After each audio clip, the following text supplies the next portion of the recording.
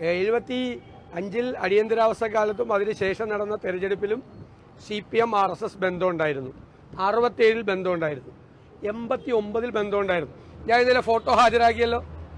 ഒരു ബന്ധമില്ലെങ്കിൽ EMSും ജ്യോതി ബസും LK അദ്വാനിയും വാജ്പേയിയും 89-ൽ എങ്ങനെയാണ് ഒരുമിച്ച് പ്രചരണം നടത്തി രാജീവ് ഗാന്ധിക്കെതിരായിട്ട്?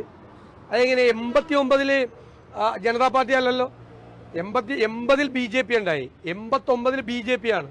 BJP 84-ൽ 2 സീറ്റും മാത്രം കിട്ടിയ BJPയെ വളർത്തി ഇന്ത്യയിലെ ഭരണകക്ഷിയാക്കാൻ ഇടതുപക്ഷം കൂട്ടുനിന്നിട്ടുണ്ട്.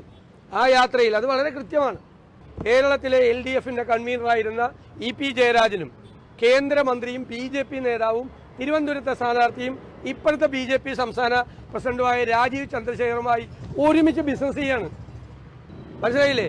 പ്രകാശ് ജാവദേക്കർ കാണാൻ വന്നു, എയർപോർട്ടിൽ പോണ വഴിക്കാണ് കാണാൻ വന്നതെന്ന്. കൊച്ചി എയർപോർട്ടിലേക്ക് പോണ വഴിക്കാണ് എൻ്റെ വീട്. അവിടേക്ക് പ്രകാശ് ജാവദേക്കർ കാണാൻ എന്നെ കാണാൻ വന്നില്ലല്ലോ. CPM നേതാക്കളല്ലേ കാണാൻ പോയത്.